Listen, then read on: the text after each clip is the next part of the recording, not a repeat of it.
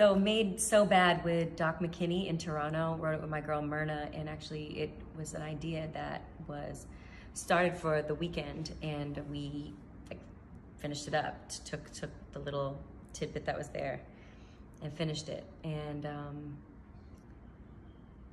yeah, we were inspired by an outing that we had, a little field trip of the crew to a strip club, and I really love watching girls do their thing. I think it's so beautiful, and they're so strong on stage. Like, I've been taking pole dancing lessons, so I was inspired by that whole feeling, and I wanted a song that kind of felt like that, like it was ready to see some routines on poles and stuff.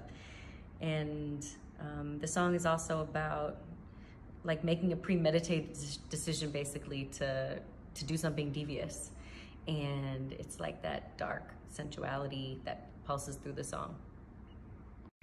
So Pedialyte is the hangover after the big night. I never say the word Pedialyte in the song, but I love songs like that, where it's, because we were thinking about like calling it the hangover anthem, and I'm like, nah, that feels kind of corny. So I remember that when like I was around college time, going through the school of hard knocks, that's where I graduated from. But people were saying like, oh, Pedialyte is the best cure for a hangover. So that's what the song is about. It's like, whoa, I kind of need to, like, I'm never gonna drink again. That was such a big night. That was crazy. What did I do? And it's funny, like there is kind of the dichotomy in the song, or the duality, I guess, because the melodies don't feel like what the lyrics are saying. Like the lyrics are like, I don't know, there's just that, the tension between the two. Yeah, I did that with Lido and Boy Matthew. Oh, Gold. So Noise Club, Kennedy, Joel James, Lido. This is kind of like about having a transcendent sexual experience, really. Just to keep it real, to be direct with it. And this song is just like, ooh, it's like a liquid dream, and like liquid gold, really. You're bringing it out of me, from my head to my toes. When it's like that, it's like that. I don't know what to say. My girl Lauren LaRue sent me this idea, and it was shortly after we had just like had a conversation over dinner about how we were both single, and we were really enjoying this time because we had both kind of been always in relationships and been like, you know, just wanted to figure out what it is that really makes us tick, and that, you know, set our boundaries and just be confident and comfortable on our own. So Lauren sent me this idea, and I was like, woo, this is just my anthem right now. So we finished it up together on FaceTime, and then I went to the studio and cut it. And I love this song. It's just so simple and makes me feel sexy, and it's just a bop. What can I say? Small Things, another one with Noise Club, amazing guys, and Carolyn Aylin, Brandon Ski. The song is about how, you know, after a breakup, you try to just keep it moving. At least I do. I mean, like, you know, try to compartmentalize and push things down and just like act as if everything's okay, because that's a way to cope. But you find yourself like running into these emotional landmines every once in a while, and they just trigger you into being like, oh, I'm not okay. Oh my God, I'm so sad. So that's what it's about. And it is about a relationship, but it's actually like, after I've had some distance from recording the song, like it could very much be about, you know, just someone who's not in your life anymore, whether they've passed or whether they're, you know, you've gone through a breakup, or whether, you know, you just drifted apart. Like it just really is kind of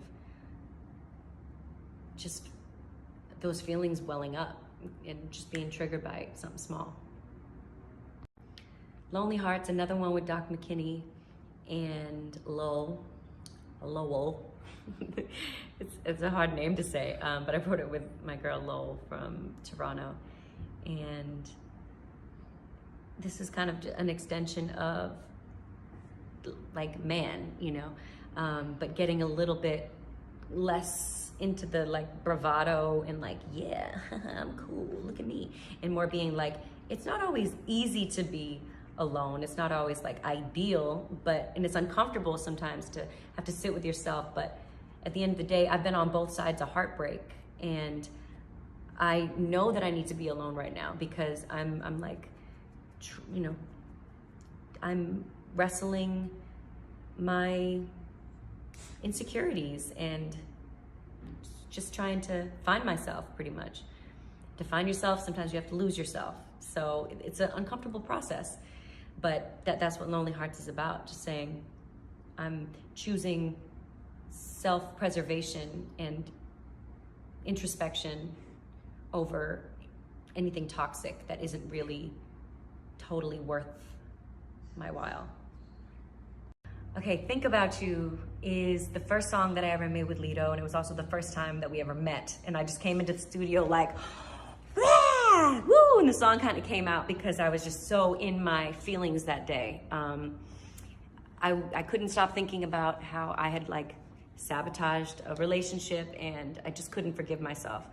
And I was like, man, you know, even if I try to date somebody new eventually, I'm just gonna still think about this guy like he's the one that got away, you know. And I just had so much emotion tied up in that, and that's where the song came from. He was playing these chords that inspired me to feel comfortable to open up about it. And yeah, I don't know how to not be like grossly transparent, and this is an example of that. Okay, Come Back. So wrote this with my girl Lauren LaRue as well, and this is, I think this might have been the first song that I had ever did with 30 Rock. We did a lot more songs actually in the time that we like worked together, and we have a lot more to come. But I was just feeling real frisky that day because it had been, shoot, a long time. I'd been like single and abstinent through the process of making this album, and my imagination was just going wild. And I was thinking about how intense it would be if I were to rekindle that flame with the guy that I had written a lot of the album about, like that was inspired by that relationship that I felt like I had messed up. And I was like, oh, imagine if we made a comeback. Imagine if we got back together, and how, ooh, the fireworks, blah, blah, blah.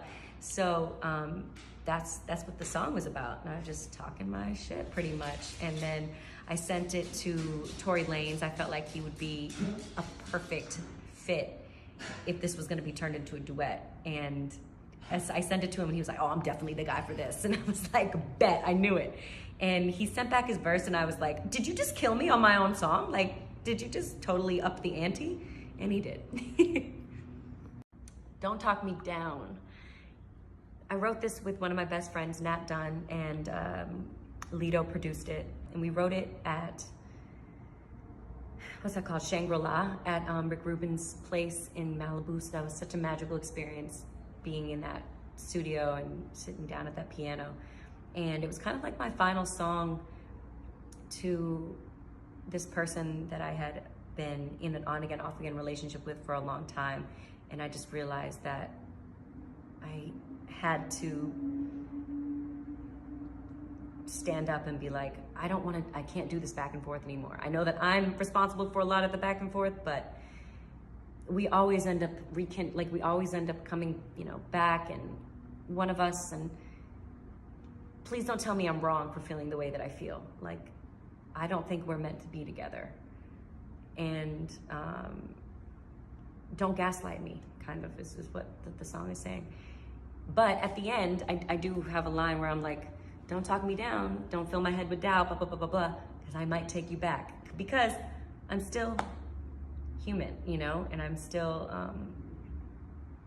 old habits die hard. But this song was like a plea to like, just please make this as easy as possible for me, because walking away isn't always easy.